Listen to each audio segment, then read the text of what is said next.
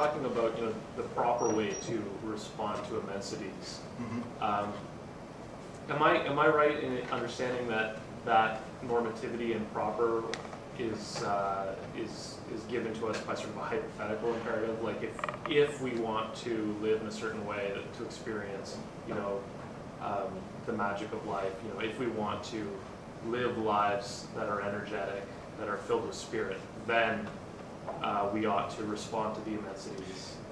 In a way, yeah, it's a hypothetical imperative, but I'm presupposing a lot of Aristotle here. For whom the desire for a good and worthwhile life is an inherent part of the psychology. It's something that we are all inherently trying to do, sometimes well, sometimes poorly. We all want to be happy. We all want to live lives that appear to count for something, at least to our own minds, if not to anyone else. So. To Aristotle, that would not have been regarded as hypothetical at all. To him, that would have been, a plainly obvious truth. I suppose to someone like Kant, it would have been more hypothetical.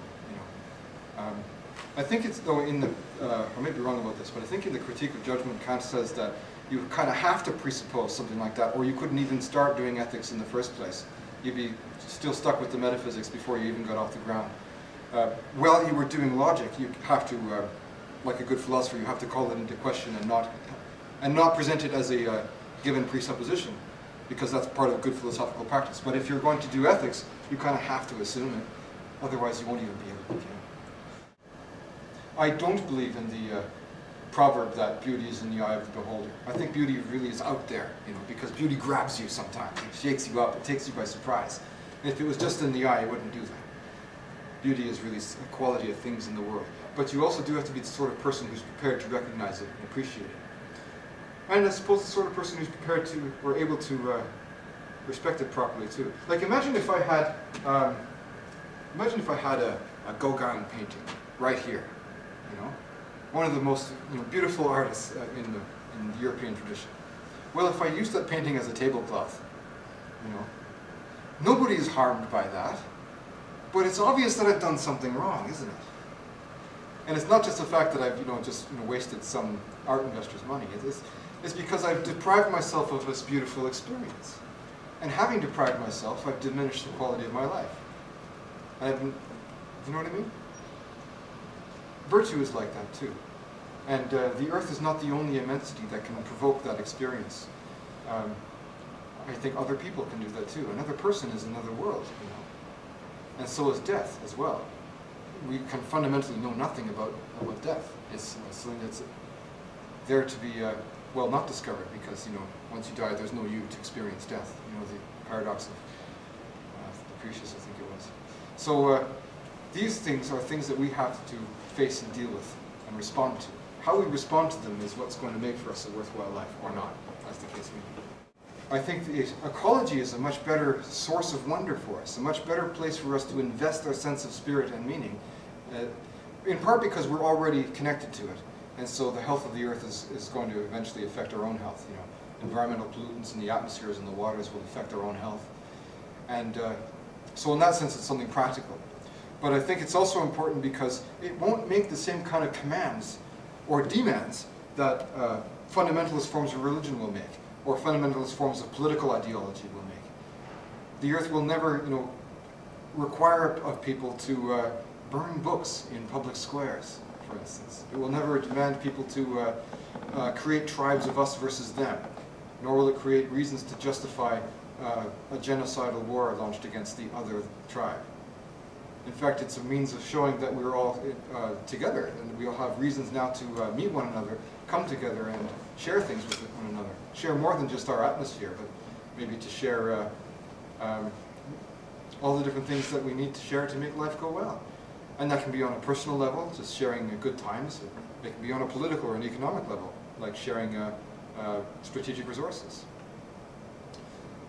And indeed, the earth is, if it is a unified system, it is a system of sharing, in which sharing is, I suppose, one way of understanding how we are connected to one another.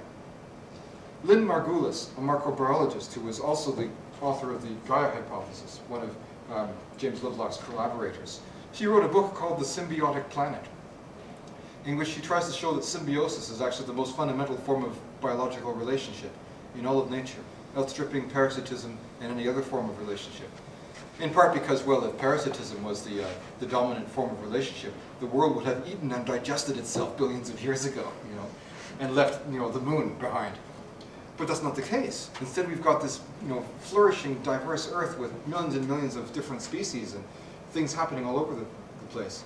And that a parasite attacking another organism has to either evolve into something more symbiotic or die, or move to another host to attack, I suppose. But that's only a holding strategy. It's not a long-term thing. So I think that that is one of the reasons why the ecology is an important place that we should look. Because if it teaches anything, well, it really doesn't. It just is. But if we could interpret it teaching anything, it would teach sharing. It would teach cooperation and communication and collaboration and relationships.